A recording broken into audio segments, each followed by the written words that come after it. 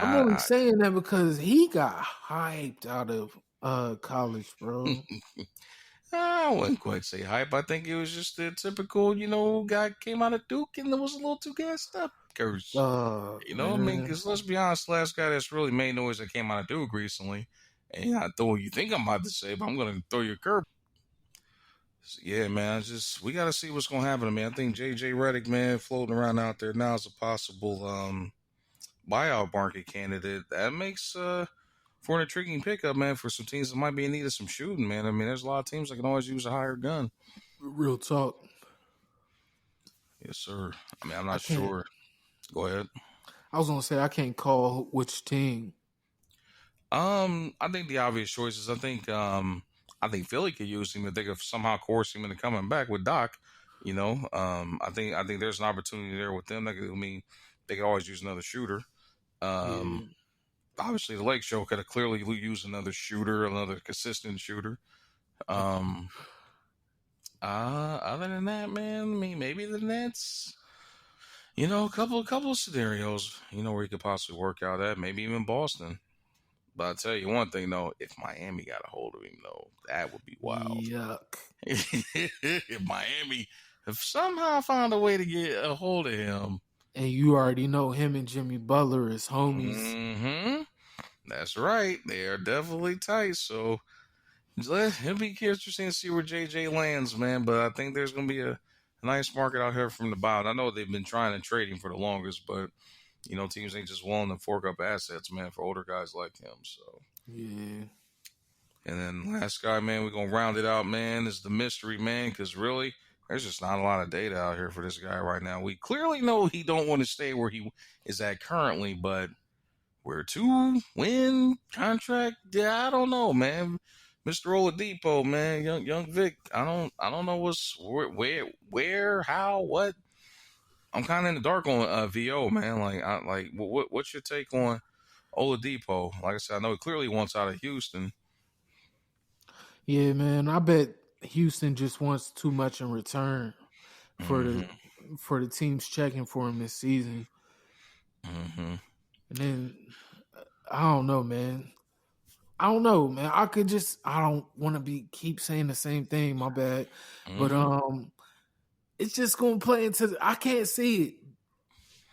Yeah. I mean, after we actually broke down all these scenarios, man, it is looking bleak because I really think the only guy that we talked about so far that might possibly, like, realistically could get moved is Kyle Lowry. Other than that, man, like the rest of these guys, man, they heading for the buyout market. Now Bro. I know a lot of these guys are going to merge in the buyout market, but as far as like blockbuster trades, I don't know, man. Yeah, bro. They can't make it work.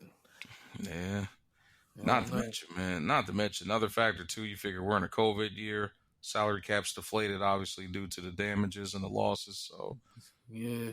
a lot of factors to consider right now, man. But A lot of factors, bro. And the same with Houston. It's hmm like I don't know, man. What are they? They're not doing anything. They just, oh no, John Wall broke the 2020 loss slide the other night.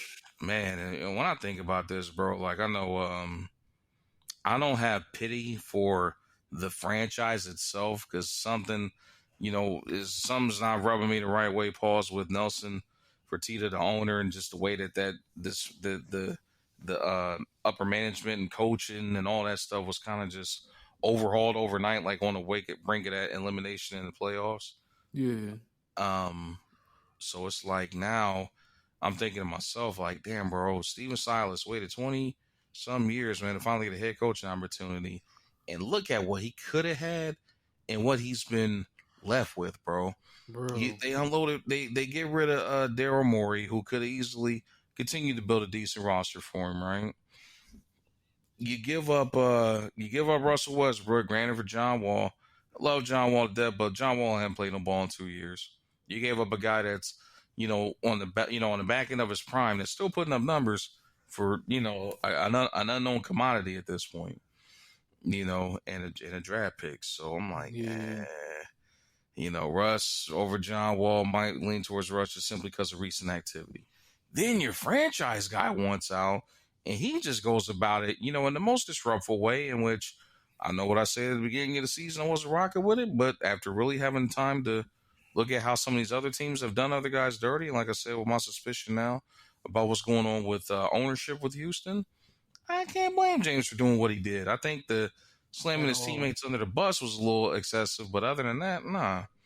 Yeah, He wanted out. that's facts. Mhm. I agree with you 100%. Except for I always thought that was trash how they did James. You just ran it down.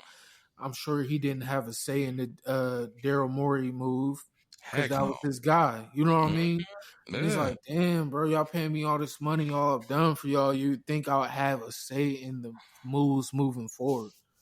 you would think, bro, but that's the thing, man. New ownership, new regime, man. They got to come in flexing their weight and making they Real trademark. talk. So, And they then kind of they they made fired D'Antoni. I'm sure he was like, man, I don't rock with that. Let me at least have a say in the new coach. No, we're gonna just hire whoever. So by that point, he was done. But even yep. just looking at it like this, man, if Victor Oladipo stays, it's like, why though? Or I mean, or if they're being extra tough on the trades for him, it's also like, Mhm. why, bro? Yo, I don't know, man. You're not going to get equal value. Nope. He Unless doesn't want to be there, like you nope, said. definitely doesn't want to be there. It's like I don't understand it, bro. Yeah, I mean, hey, makes you wonder, man. Should they have possibly kept Karis LeVert instead? Man, who knows, bro?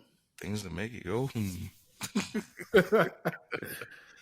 Oh man, but nonetheless, man, we got a lot of stuff, man. Though the trade deadline is on deck, man. So we gonna stay tuned and see if we get any fireworks, man. I do believe it's 4 p.m. Eastern Standard Time is the official deadline and cutoff time, man. So we will be coming back at y'all next Tuesday with the latest and recaps on what's going on and where we at currently. And Throwback Thursday will resume starting next Thursday, April 1st as well. So we are going to call it on that note.